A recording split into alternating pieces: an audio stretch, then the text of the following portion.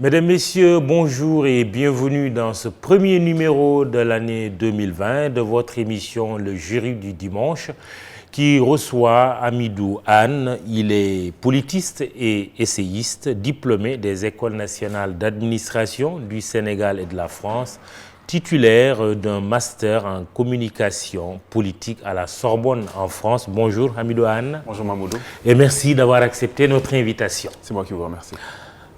La jeunesse n'est ni un atout ni un handicap. Nous prenons le risque de résumer ainsi la pensée de Hamidou Anne sur l'Afrique. L'Afrique, un continent à soigner, d'où le titre du dernier ouvrage de l'essayiste, Penser l'Afrique qui vient. Inutile de préciser que pour le politiste, le continent berceau de l'humanité serait un grand malade qui aurait besoin de soins intensifs.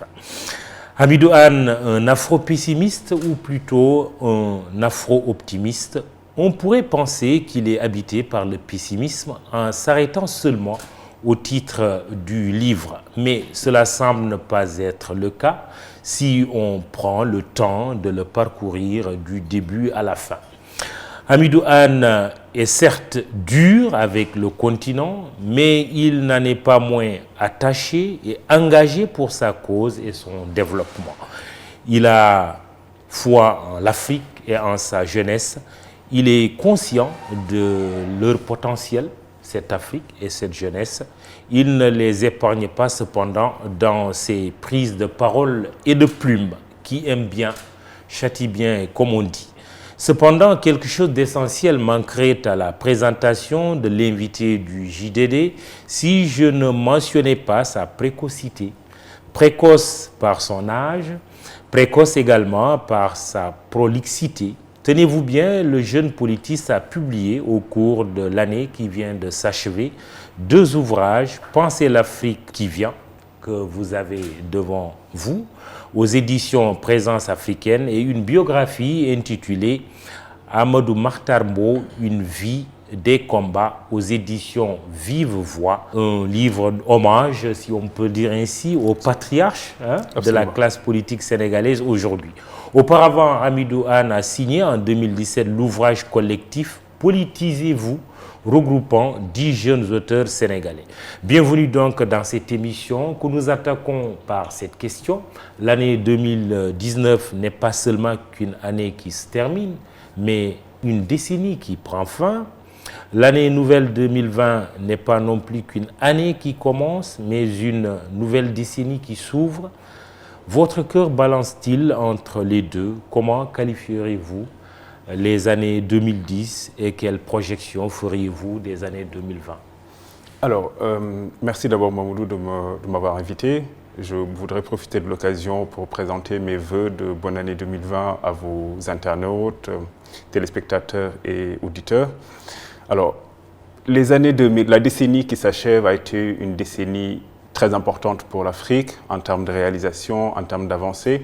On a été sur la lignée des taux de croissance assez importants qu'on a connus dû à la hausse des cours des matières premières, mais aussi c'est une décennie triste d'un certain point de vue, parce qu'on a vu l'éclosion de la guerre dans nos frontières avec le djihadisme qui défie le Sahel, avec aussi les externalités positives comme négatives du printemps arabe, avec les régimes très autoritaires qu'on a connus, qui ont succédé finalement au printemps arabe, qui a été un grand mouvement démocratique, un grand mouvement de prise en compte, de prise de conscience de la jeunesse de ces pays.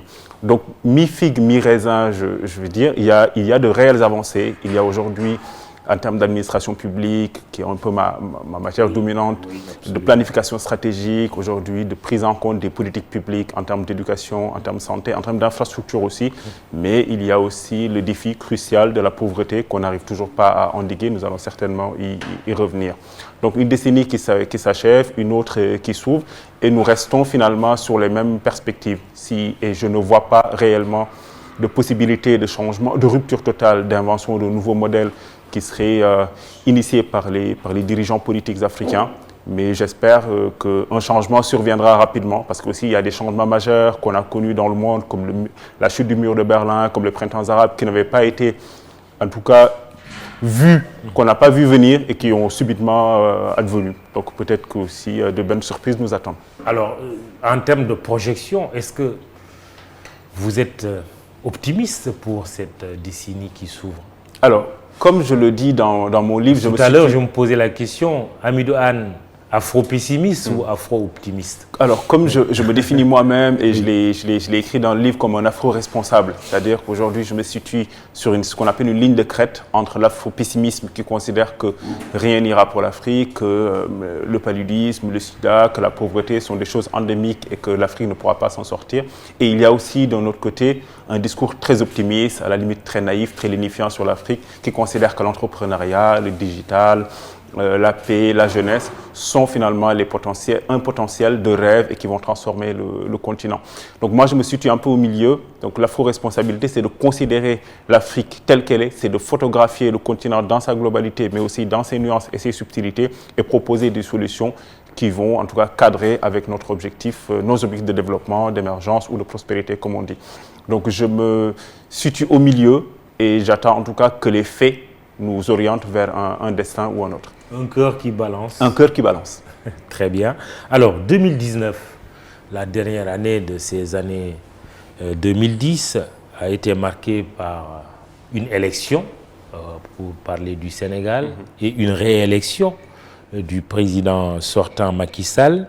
Une succession ouverte, malgré tout, si on considère que le président Macky Sall fait son second mandat, où il faut peut-être aujourd'hui intégrer l'hypothèse qu'il puisse se représenter en 2024. Je pense que dans la tête aujourd'hui des Sénégalais, autant dans la classe politique que des citoyens lambda, on a intégré finalement cette hypothèse. Et c'est assez triste d'ailleurs pour le Sénégal. Qu'est-ce qui est intégré comme hypothèse? On a intégré l'hypothèse d'une troisième candidature du chef de l'État, Macky Sall. Et pourquoi vous le dites? Pourquoi? Parce que je pense qu'il n'a pas tranché lui-même la question.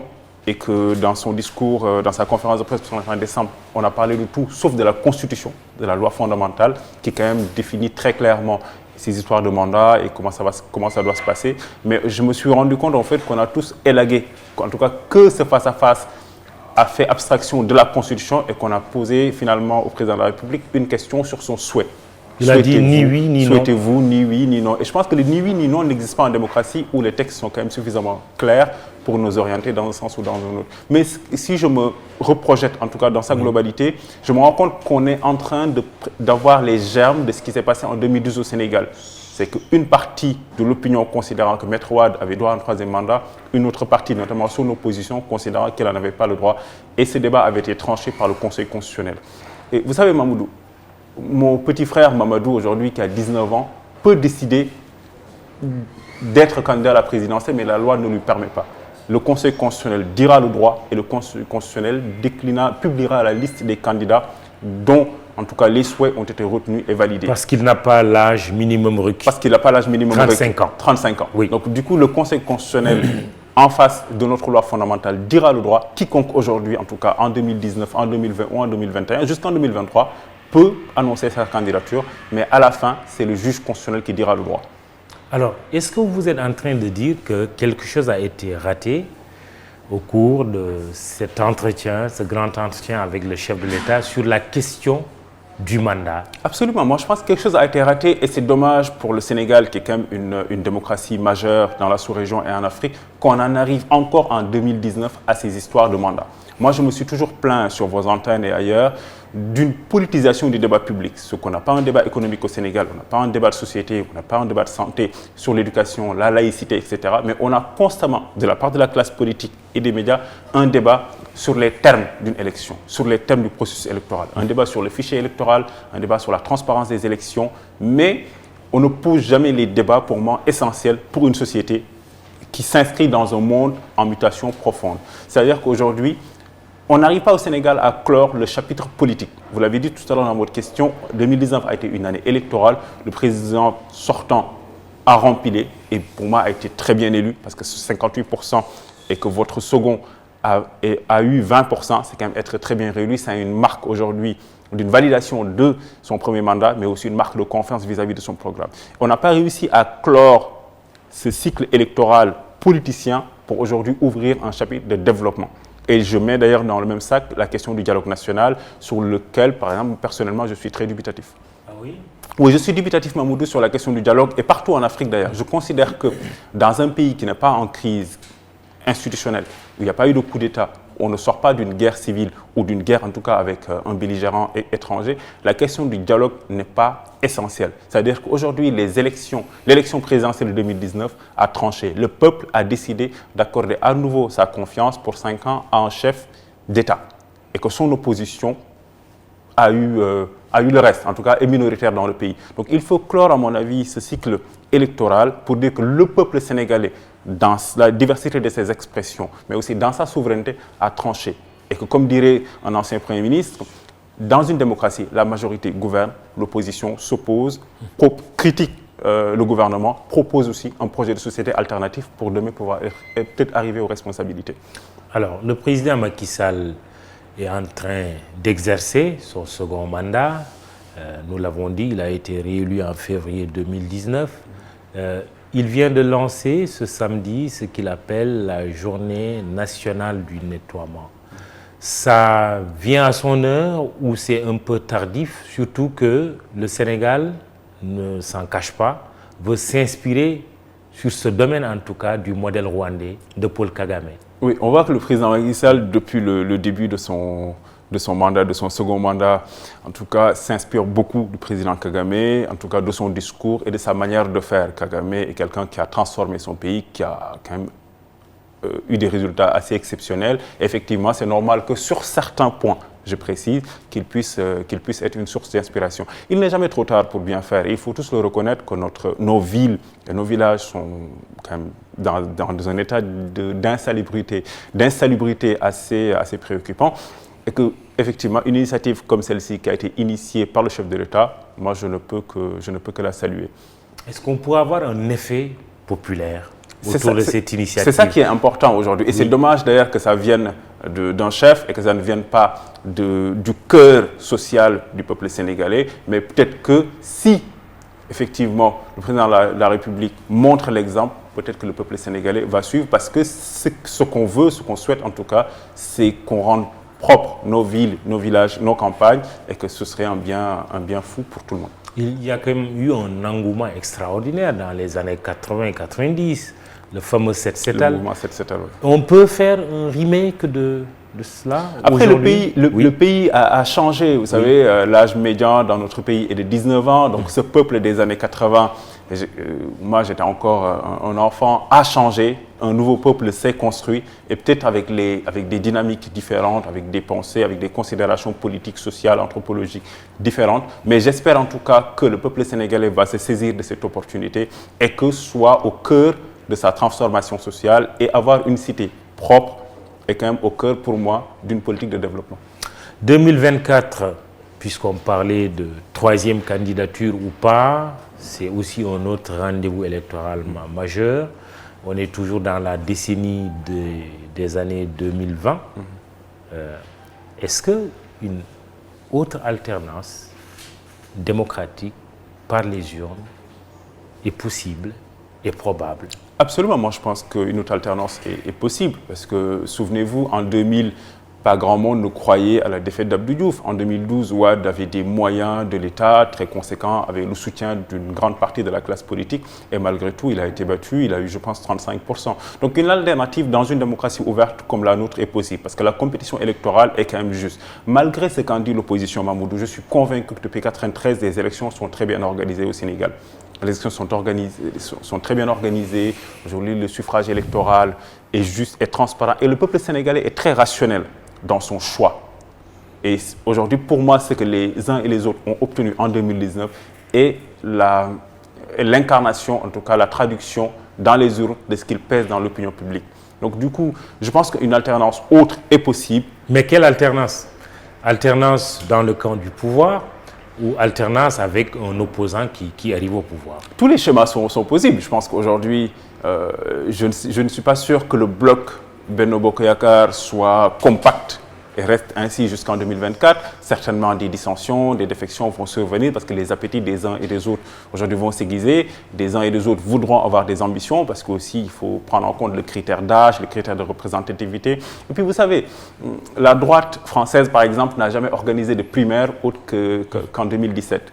Elle s'est toujours choisi un chef naturellement, celui qui était en tout cas considéré comme celui qui a le plus de chances. Et forcément, d'ici 2-3 ans, des personnalités, des individualistes vont se dégager et eux ils seront en tout cas consacrés pour moi par l'opinion et par les médias. Nous recevons dans votre émission Le Jury du dimanche e-radio ITV le politiste Hamidou Anne. Je vais maintenant prendre votre livre pour vous citer d'ailleurs un passage qui a un intérêt particulier. Vous dites « elle », en parlant de la deuxième génération qui est un peu une sorte de relais de celle des pères de l'indépendance. Elle donc, cette génération, n'échappera pas au procès des troisièmes mandats, des tentatives de dévolution monarchique, de la destruction des services publics, des génocides, des morts de Lampedusa, de l'Ivoirité, de Karim Wade, du Nord Mali, de Boko Haram, du Darfour, des chaos ayant vu surgir Moussa Dadis Camara, Amadou Aya Sanogo, Yaya Diamé, de l'acharnement de la CPI. Que voulez-vous dire, Hamidou? Moi, je pense que cette génération a causé beaucoup de mal au continent. Parce que encore vous êtes très dur avec je suis elle. très dur avec cette génération-là. Parce que la première génération des pères fondateurs, Senghor, Ahidjo, etc., avait pour moi une circonstance atténuante, celle de construire un État à partir de rien. Celle aujourd'hui d'avoir reçu des pays légués par une puissance coloniale, finalement sans accompagnement. Un jour, on se levait, on était français, et le lendemain, on est devenu sénégalais. Donc je pense que cette génération avait cette circonstance atténuante qui faisait qu'elle démarrait quelque chose. Elle a fondé des armées, elle a fondé la gendarmerie, la police, les services publics, les banques publiques, etc. Donc je pense qu'on peut encore tolérer certains de ces errements, comme certains de ces choix hasardeux. Mais la génération qui a suivi, pour moi, a été la pire que l'on ait connue. Et c'est celle qui a plongé l'Afrique dans la situation dans laquelle elle est aujourd'hui en termes de pauvreté, en termes de chômage, l'immigration clandestine, le terrorisme, etc. Et c'est cette génération-là qui s'est éternisée au pouvoir, qui est restée peut-être 25 ans, 30 ans, Blaise Compaoré, Paul Biya encore aujourd'hui au Cameroun. Quand on voit la situation elle est toujours là, une bonne partie de cette génération. Bien sûr, encore cette là. génération est là. Oui. Et c'est celle qui a enfanté finalement des militaires autoritaristes comme Yaya Jammeh, comme Dadis Camara, comme Sanogo. Parce qu'elle s'est accrochée au pouvoir. Elle a accepté le démantèlement des services publics. Elle a accepté la mise en œuvre des politiques d'ajustement structurel qui considéraient que les Africains n'avaient pas besoin d'accès à la culture, d'accès à l'éducation, et que les services publics devaient être affaiblis pour ouvrir nos pays à une libéralisation dans laquelle nous ne trouvions pas nos intérêts. Et c'est celle aussi qui a inauguré les dévolutions monarchiques au pouvoir. On l'a vu au Sénégal avec Abdoulaye Wade qui a tout fait pour que son fils lui succède, Blaise Compaoré avec son frère François Compaoré, et au Congo démocratique, le président Kabila qui a succédé à son père, au Togo avec Faure Gnassingbé qui a succédé aussi dans des conditions très très louches, en tout cas à son père. Et c'est cette génération-là, pour moi, son procès aura lieu et elle a lieu, et à mon avis, elle occupe une grande part dans le mal que nous arrive. Et la troisième génération, alors celle qui est là aujourd'hui, Macky Sall au Sénégal, Alassane Ouattara en Côte d'Ivoire, Alpha Condé en Guinée, Patrice Talon au Bénin, Ibrahim Boubacar Keïta au Mali, etc., etc. Est-ce que c'est une génération de rupture ou une génération qui s'inscrit dans une certaine continuité? Même s'ils sont présidents au même moment, j'ai du mal à considérer Macky Sall de la même génération que Alpha Condé et Alassane Ouattara. Parce oui, en termes d'âge, oui, on est bien d'accord. Oui, Alpha Condé, vous vous souvenez, a été considéré mais en termes séquentiels. Oui, comme le Mandela de l'Afrique de l'Ouest, vu son acharnement à lutter pour la démocratie face au régime de Sékou Touré et de Lassana Condé. Et on a vu aujourd'hui comment les choses se terminent. Il y a une nouvelle génération qui arrive, mais malheureusement, elle n'est pas politique au sens gramscien où je l'entends, au sens de combat culturel, au sens de renforcement de la puissance publique, au sens de transformation radicale de la société, ce que disait Mitterrand, changer la vie. Et le troisième mandat aussi est toujours là. Ce débat, il est toujours là. Absolument, il est toujours là parce qu'Alpha Condé va réviser la Constitution malgré les morts, malgré les manifestations quotidiennes en Guinée pour pouvoir se représenter à quand même 70 ans passés. Est-ce que le Sénégal peut être à l'abri de ces soubresauts? Je l'espère, mais rien n'est acquis, en tout cas dans une sous-région où aujourd'hui la tension est permanente. Alors, vous trouvez des circonstances atténuantes à la génération des pères fondateurs, vous êtes très dur avec la génération qui a suivi, mais en même temps, dans votre ouvrage « Pensez l'Afrique qui vient », vous parlez beaucoup de la jeunesse. Comme vous disiez tout à l'heure, vous êtes un afro-responsable.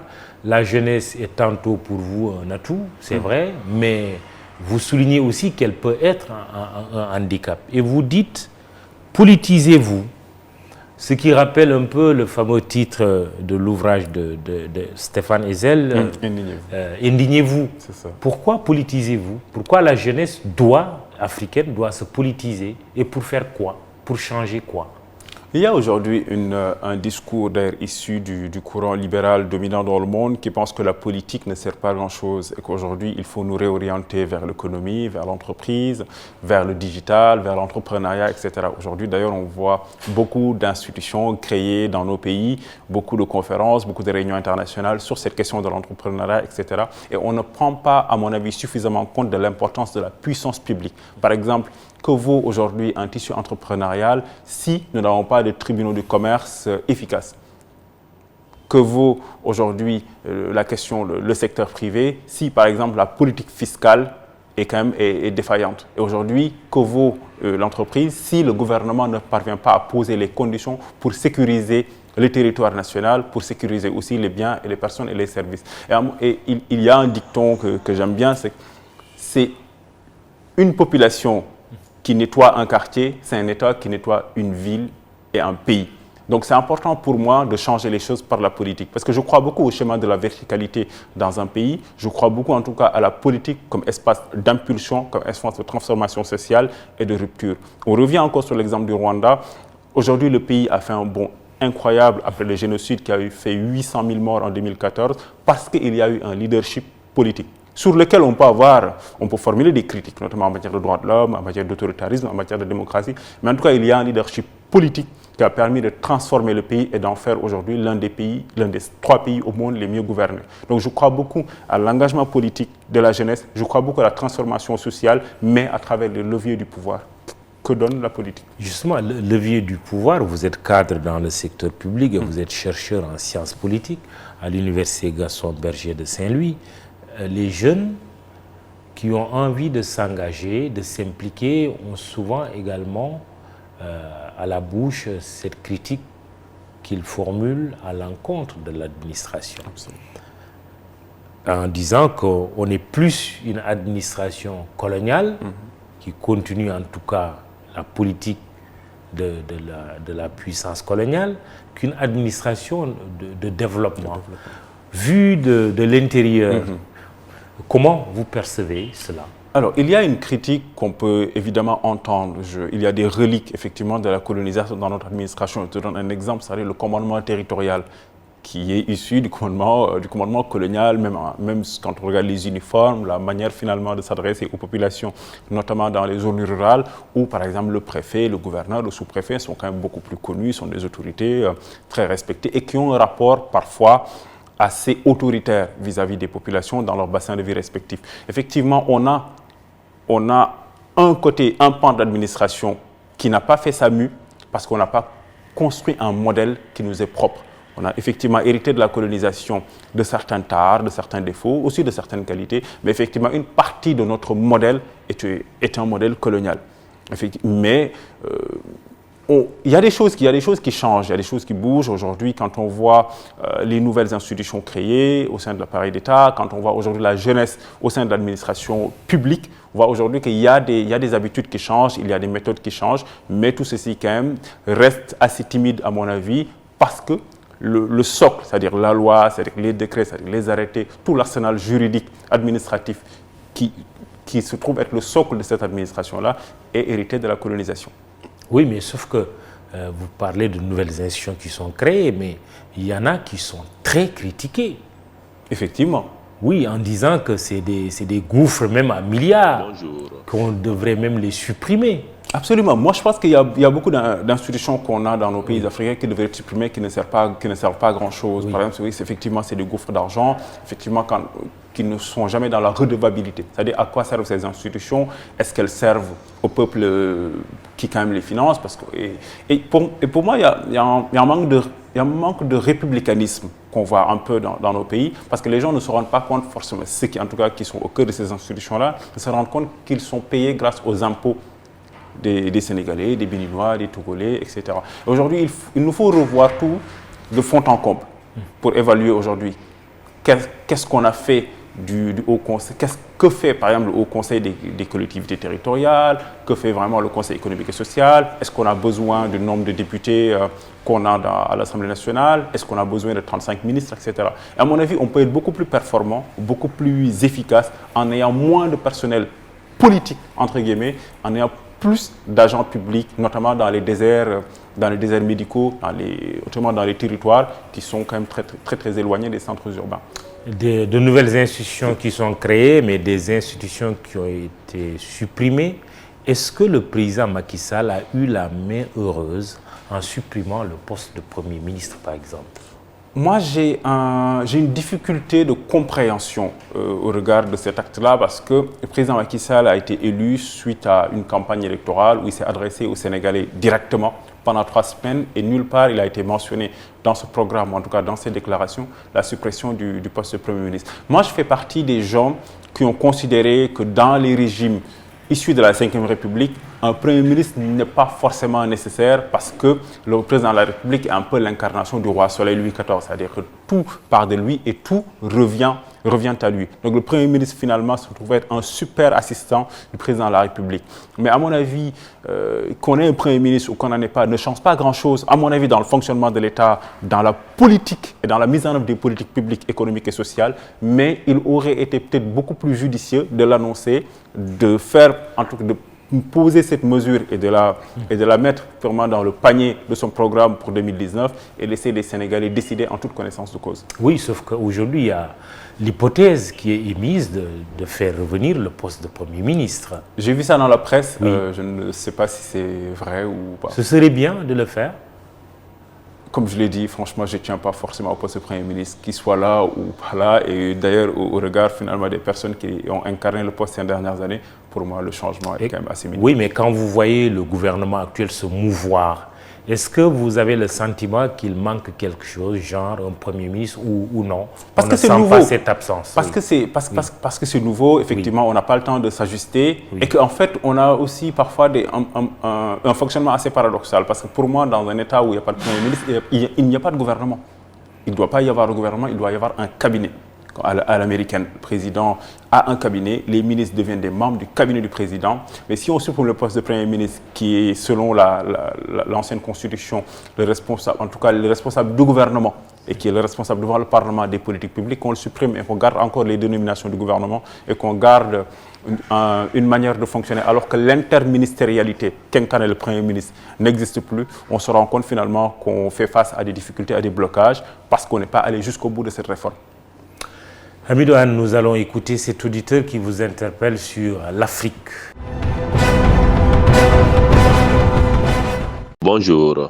Afrique future du monde, ne pensez-vous pas que c'est une pure utopie, vu que l'économie africaine est subordonnée à celle du Nord, une intégration africaine financée à un pourcentage très élevé par des donateurs étrangers, des accords de partenariat économique qui asphyxient l'économie africaine? Cet lien de domination coloniale n'est-elle pas une preuve que l'Afrique est loin d'être le futur du monde? Monsieur Anne, pensez-vous que le continent peut être le moteur de notre monde, mais comment vu le non-parachèvement de la décolonisation et la non-réactualisation des valeurs qui sont les siennes? Pour ce faire, ne faudrait-il pas proposer un projet de civilisation ancré dans ces potentialité heureuse.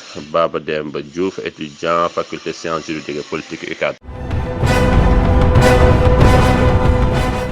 Hamidou Anne, donc l'auteur de cet ouvrage, Penser l'Afrique qui vient, penser avec PAN et SOR.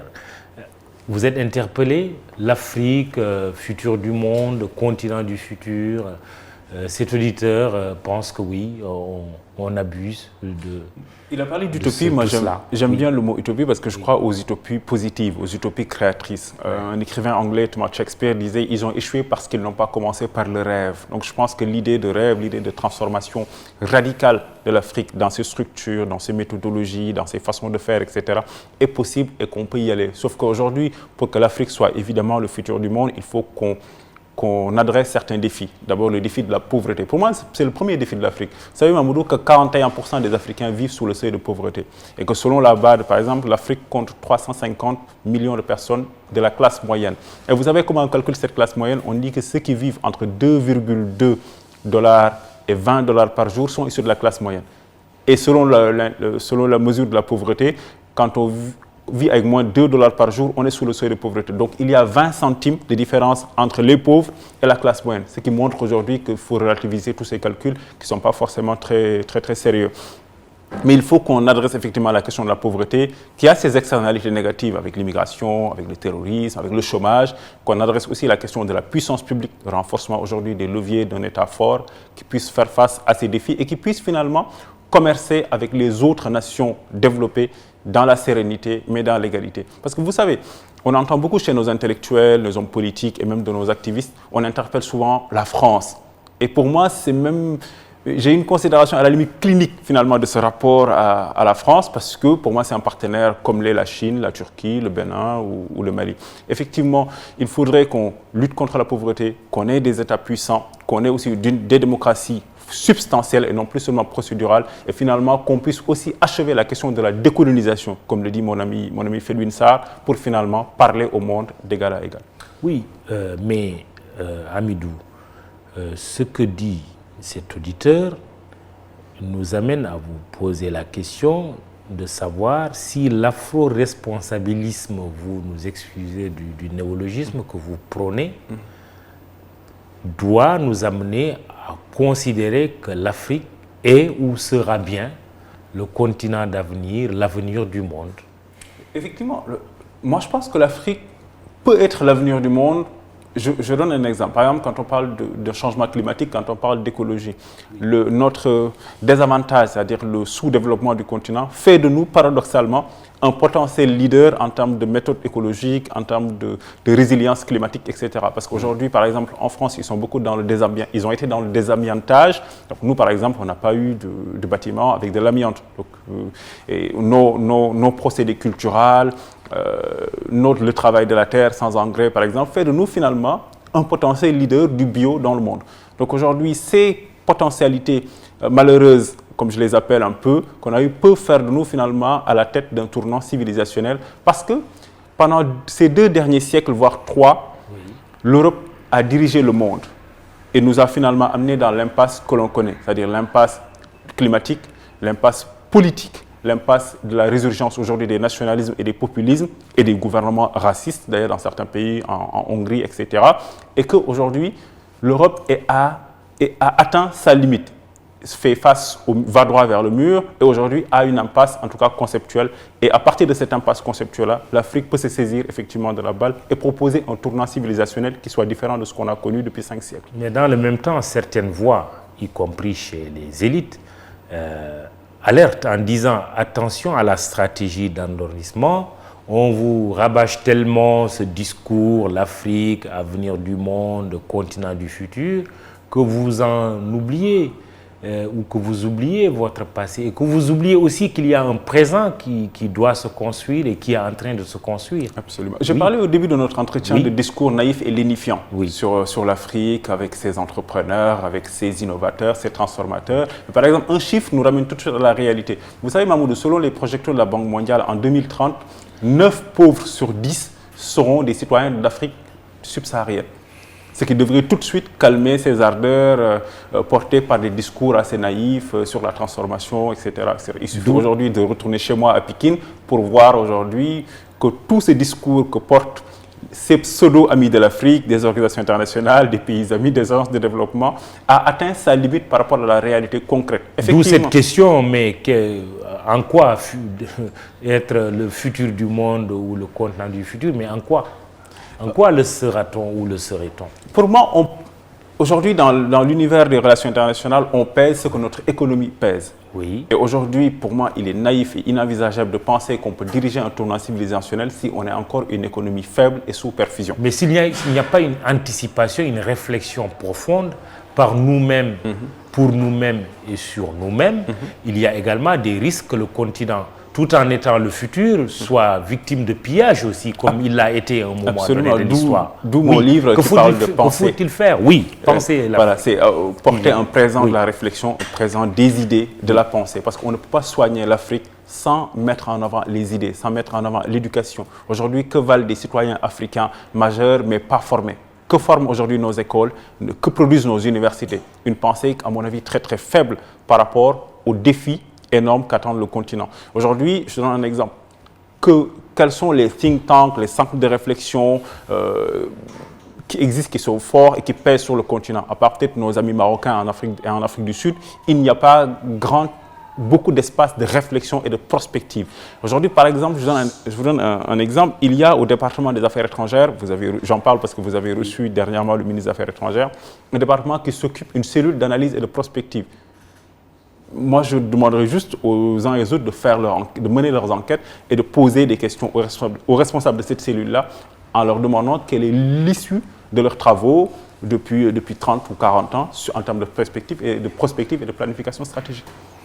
Le jury du dimanche e-radio ITV avec Hamidou Anne, je vais encore vous citer, les dirigeants africains avec leurs complices, hommes d'affaires, imams et prêtres, sont les premiers responsables de chacune de ces vies perdues, parce que vous parliez de l'immigration clandestine.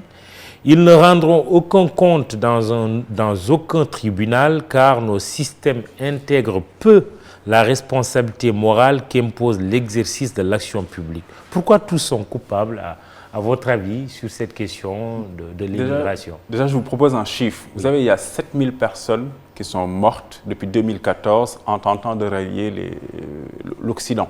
Et aujourd'hui, à mon avis, ces jeunes-là, notamment pour la plupart, partent parce qu'ils ont perdu espoir et espérance en leur pays et cherchent vie et devenir ailleurs. Et ça, c'est un côté. Et d'un autre côté, on a vu depuis l'indépendance une responsabilité de ces trois entités que je cite, les hommes d'affaires, les politiques et un peu le clergé religieux, qui sont un peu dans une forme d'alliance objective contre les intérêts finalement des populations les plus vulnérables. Aujourd'hui, est-ce que vous avez entendu un homme d'affaires ou un homme politique d'envergure ou un marabout d'un certain niveau parler de ces morts de Lampedusa, parler de ces morts dans la Méditerranée, parler de ces morts dans le désert du Sahara et parler des populations qui sont esclavagisées dans les prisons libyennes? Aujourd'hui, on se rend compte qu'aujourd'hui qu'on est dans une forme d'omerta, qu'on est dans une forme d'alliance objective et qu'on fait nos petites affaires, mais en tout cas ce que la jeunesse, qui est le corps social de notre pays, vit, ne trouve pas forcément écho dans ces cercles-là. Mais ce qu'on découvre aussi, c'est que ces jeunes qui partent, pas tous, mais certains sont sponsorisés, entre guillemets, par leurs propres parents, oui, qui leur donnent de l'argent. On a parlé de 500 000, voire plus, qui sont rassemblés pour permettre à l'enfant, aux jeunes de partir à ces risques et périls. Je crois à la responsabilité individuelle, effectivement, quand on a sa tontine et qu'on donne 500 000 ou 1 million à son fils pour aller en Espagne ou en Italie, on porte une responsabilité individuelle et la personne aussi qui prend cette barque-là porte une responsabilité. Mais j'aime bien aller au-delà en tout cas de ces responsabilités individuelles pour aller faire une lecture de façon beaucoup plus globale. Est-ce que ces jeunes seraient partis à une mort certaine s'ils avaient espoir en un devenir dans leur pays? Si les voies d'accès aujourd'hui à la réussite sociale, à la dignité, à la décence et à la fin de la précarité étaient possibles dans leur pays, est-ce qu'ils seraient partis? Par exemple, on a 300 000, 400 000 emplois formels dans notre pays, on a une grande masse de la population qui vit dans l'informel. Aujourd'hui, on a un taux d'emploi très précaire où des milliers d'emplois sont très indécents, des millions d'emplois sont très indécents en Afrique, mais finalement, on n'adresse jamais cette question-là. Donc j'aime bien effectivement qu'on parle de la responsabilité individuelle et je suis le premier à le souligner, mais aussi ces exemples individuels ne valent que si on prend aussi le contexte beaucoup plus global. Et qu'aujourd'hui, si un jeune voit qu'une personne s'enrichit au Sénégal, au Nigeria ou au Bénin par la politique et que lui, il n'a aucun moyen d'accéder à cet enrichissement-là par la politique, par le cycle électoral, peut-être qu'il va chercher vie, existence et devenir ailleurs, à ses risques et périls. Il y a une dimension également monétaire de la problématique de l'Afrique, notamment dans notre sous-région, l'UEMOA, la CEDEAO. Récemment, une déclaration a été faite par les présidents ivoiriens Alassane Ouattara et français Emmanuel Macron à Abidjan, disant que le CFA va céder la place à une monnaie qui va s'appeler ECO. D'abord dans l'espace UEMOA et puis après dans l'espace plus étendu de la CEDEAO, d'où ces questions d'auditeurs qui ont réagi sur notre page Facebook. Ibra Diop, croyez-vous que la France s'est réellement retirée dans la mesure où cela s'est déroulé en France? Ne pensez-vous pas qu'il y a trop de non-dits sur le passage du CFA à ECO? Et puis, Salou Diouf, quel est le facteur bloquant de l'Afrique pour son émergence étant donné qu'on note sa jeunesse comme son futur? Est-ce que ce sont ses dirigeants? Est-ce que c'est la mauvaise gestion des ressources naturelles? Mamadou Kassé, les États d'Afrique de l'Ouest sont-ils sous le joug de l'ancien colonisateur français?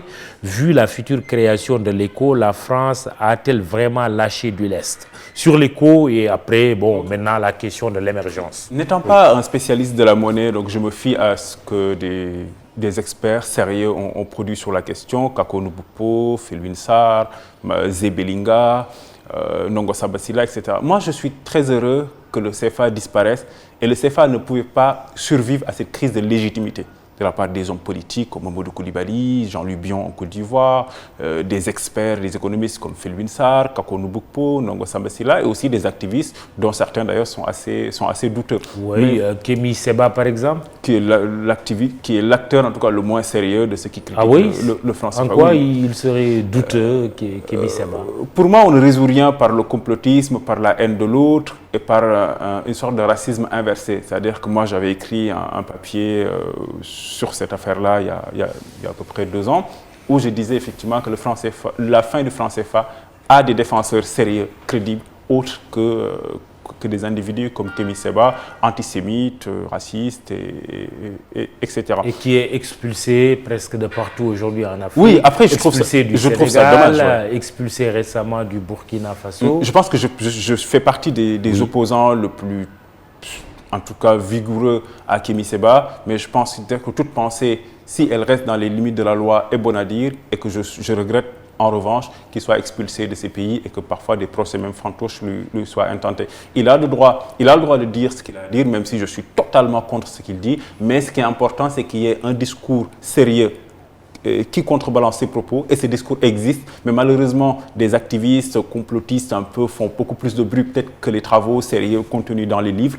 ce qui fait qu'effectivement, Kémy Séba est devenu quelqu'un qu'on cite sur le franc CFA, alors qu'il n'a pas lu une seule page en matière de livres d'économie dans sa vie. Sur l'ECO, la question qui revient, c'est de dire, mais est-ce que la France a vraiment lâché du lest? Est-ce qu'on a réussi à couper le cordon ombilical avec la France sur la question on quitte effectivement le franc CFA. Ensuite, on met un terme à ce compte d'opération dans les livres du Trésor français. Et puis, la France se retire de toutes les instances de gouvernance, le comité de politique monétaire, le conseil d'administration de la BCEAO. Pour moi, c'est un pas majeur qui a été franchi. Après, on a raté la symbolique. Moi, je ne comprends pas que le président Macron dise « j'ai décidé ». Dise « j'ai décidé », je crois, en quel titre, la monnaie, en tout cas, des 8 pays de l'UEMOA, etc., et que le président français soit présent ou voire co-signe l'annonce de la fin de cette monnaie-là.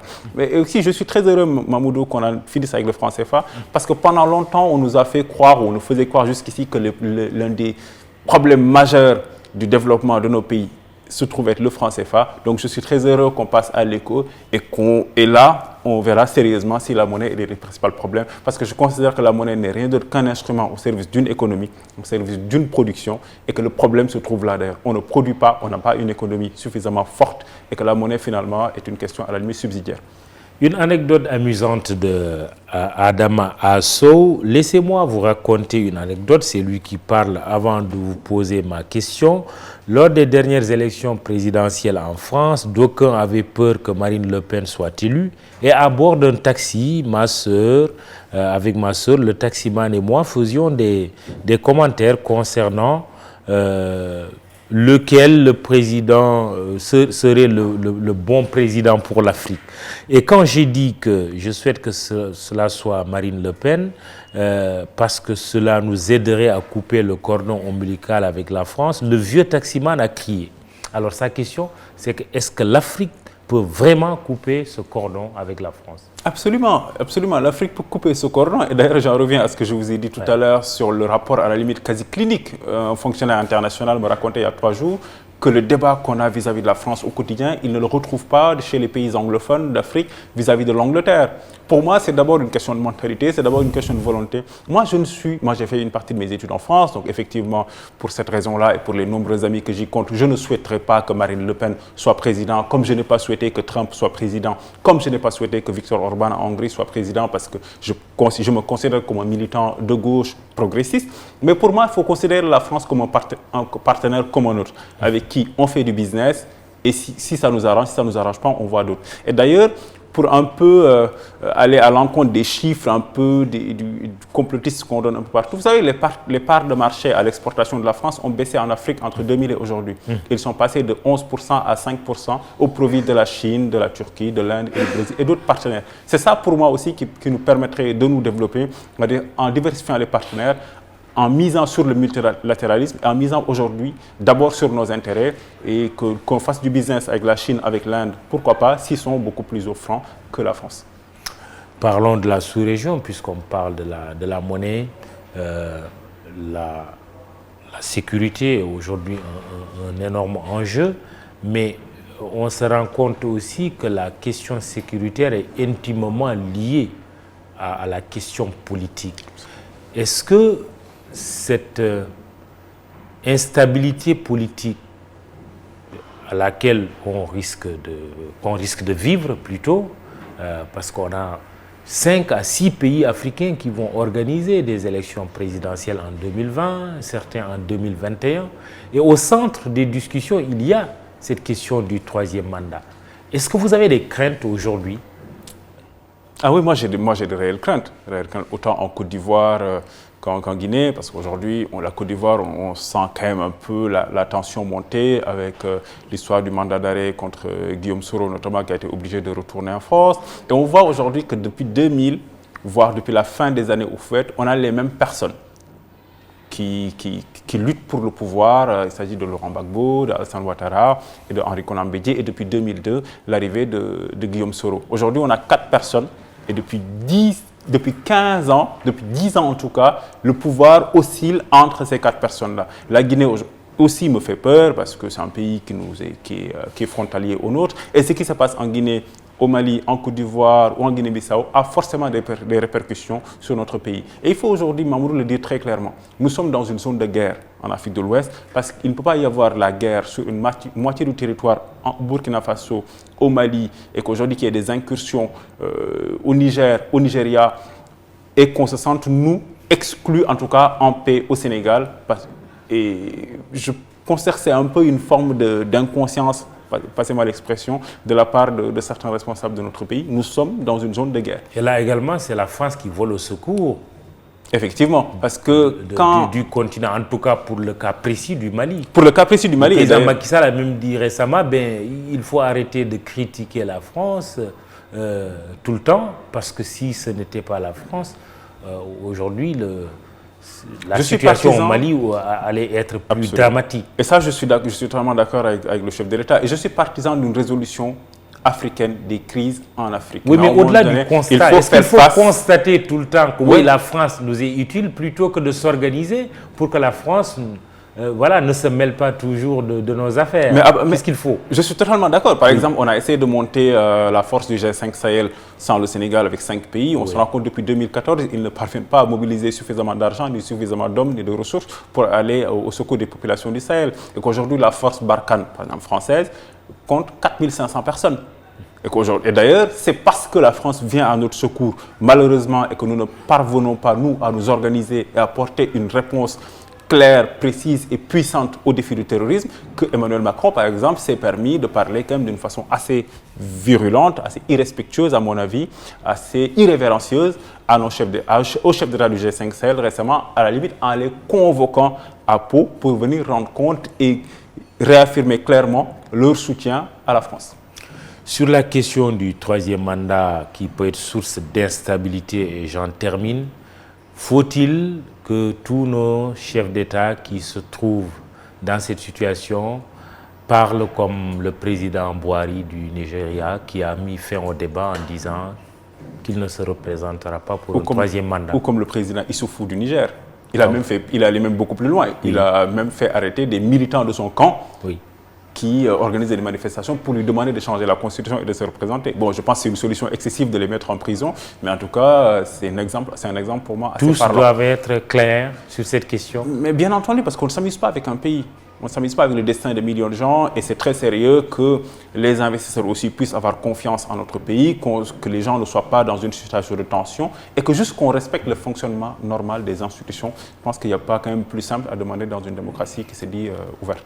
Ibrahim Bousso, pour parler de la sous-région, mais il s'intéresse à la politique ou la stratégie du président sénégalais Macky Sall. Il dit, le président Macky Sall qui vient de mettre dans sa poche, ce sont ses termes, les présidents Barrow, Oumarou Sissoko et bientôt des présidents vont terminer leur deuxième mandat. Le leadership de la sous-région va-t-il revenir au Sénégal ? Je le souhaite, en tant que patriote et en tant que républicain. Et vous savez, il ne faut pas se bercer d'illusions non plus. Tout ce qui se décide dans l'Union européenne est d'abord décidé par le couple franco-allemand, puis les autres suivent. Donc il est important, quand on est le géant de la sous-région avec la Côte d'Ivoire et le Ghana, que le Sénégal aussi puisse assumer son rôle de leadership dans sa sous-région, dans son, j'allais dire son précaré, mais le mot est très malheureux, j'allais dire dans sa ceinture de sécurité pour aussi pouvoir se préserver, notamment vis-à-vis de certaines crises latentes et résiduelles qu'on connaît, comme par exemple la Casamance. Mamoussaka, qui s'intéresse à une question politique. Pourquoi vous dites que les leaders politiques qui rendent visite à Maître Abdoulaye Wade, si c'est pour gonfler leur nombre de militants, risquent de perdre une partie de l'opinion? C'est vrai, vous vous êtes prononcé sur nos antennes sur ce sujet. Il aimerait que vous précisiez votre pensée. Ou elle est déjà claire? Je peux l'éclaircir au besoin. Je pense que Maître Abdoulaye Wade a fait son temps et qu'aujourd'hui, il n'est plus un militant politique actif au sens où moi je l'entends. Et que si, par exemple, on s'en remet toujours à Maître Abdoulaye Wade, vu son âge, son expérience, mais aussi ce qu'il a fait en bien ou en mal dans le pays, c'est qu'on est dans une impasse aujourd'hui. Un pays, c'est ça. Un pays, une république, c'est des passages. On se transmet le flambeau. Maître Abdoulaye Wade a fait son temps. Il s'est battu pendant 30 ans pour la démocratie, l'ouverture démocratique, le progressisme dans notre pays, avec ses failles et ses réussites. Aujourd'hui, il faut que la génération qui a suivi prenne le relais et prenne aussi ses responsabilités. Oui, mais sauf que des leaders beaucoup plus jeunes ont toujours besoin de la rencontrer. Je trouve ça dommage.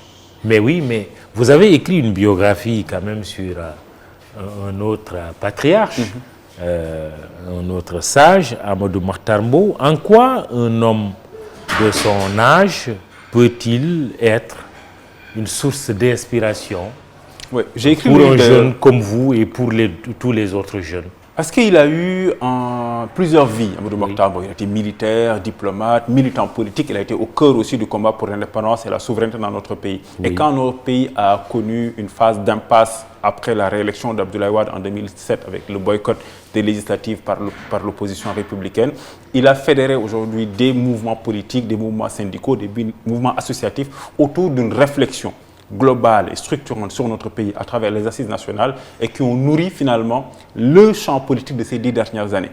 Donc je pense que c'est important de montrer à la jeunesse sénégalaise qu'on a des références, qui ont servi leur pays ici et à l'international et qui l'ont fait de manière très très éloquente. Et c'était important de s'inspirer de ces personnes-là pour pouvoir nous, par contre, à l'instar d'autres dans des pays voisins ou sous d'autres cieux, proposer une réflexion alternative en se basant sur le bien qu'ils ont fait pour notre pays et pour le continent et proposer aujourd'hui autre chose. Abdoulaye Wade pourrait aussi le faire. Absolument. Puisque vous semblez être très critique moi, je suis à très son critique. encontre. Oui, moi je suis très critique vis-à-vis d'Abdoulaye Wade, mais je reconnais que qu'il a été un grand président, qu'il a été un grand monsieur, un grand intellectuel pour le continent et au-delà. Abdoulaye Wade avait ce qu'on appelait, et j'aime beaucoup ça chez lui, la fierté et l'orgueil national. Quelqu'un qui a toujours placé le Sénégal sur la carte du monde, c'est quelqu'un qui a toujours parlé du Sénégal, mais comme à la limite le phare de l'humanité. Et d'ailleurs, je milite avec certains de mes amis, certainement qui me regardent, je milite pour qu'il y ait une bonne biographie d'Abdoulaye Wade. Parce que je considère qu'il a eu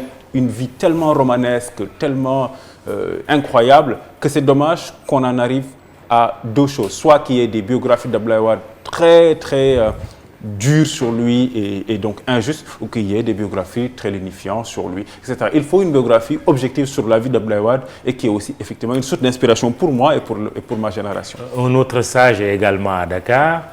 C'est Abdou Diouf qui passe ses vacances au Sénégal après avoir dirigé le Sénégal, mais qui est beaucoup plus dans le silence, dans la discrétion. Il a raison, il a tort, Abdou Diouf. Abdou Diouf est un peu aujourd'hui à l'instant de ce qu'il a toujours été, un haut fonctionnaire très discret. Moi, j'ai eu l'honneur de travailler dans son cabinet au secrétariat général de la francophonie. Donc, c'est quelqu'un pour qui j'ai beaucoup d'affection personnelle, beaucoup de respect et d'admiration. Il a aussi fait son temps, il a fait des choses bien, moins bien pour le Sénégal, mais il mérite également nos égards, notre respect et notre considération. Et pour toutes ces personnes, il faut documenter l'action afin que les générations, la nôtre et celles qui arriveront après nous, puissent s'en inspirer et proposer peut-être un chemin différent. Dernière chose, question internationale, l'assassinat par les États-Unis du général iranien Soleimani. Aujourd'hui, c'est une région du monde, le Proche-Orient, le Moyen-Orient, qui est très agitée. Est-ce que vous craignez que les choses dérapent? Mais absolument. Et depuis son arrivée au pouvoir, Donald Trump n'a cherché que l'escalade vis-à-vis de l'Iran en se retirant du traité de Vienne sur le nucléaire, en menaçant, en insultant ses partenaires bilatéraux et multilatéraux au quotidien. C'est quelqu'un qui ne croit pas au multilatéralisme. Et l'assassinat, effectivement, du général Soleimani est un pas, à mon avis, franchi, est un acte de trop et qui aura des répercussions sur la région et sur le monde. Qui peut être à l'origine d'une troisième guerre mondiale? Je ne crois pas. Mais en tout cas, ça aura des répercussions dans la sous-région. Merci. Au Moyen-Orient. Merci. Hamidou Anne, politiste et essayiste, il est l'auteur de cet ouvrage « Penser l'Afrique qui vient ». Il était l'invité du jury du dimanche iRadio ITV. Merci à toute l'équipe technique, Babacar Ndiaye, Abdoulaye Ndiaye, Modou pour le son.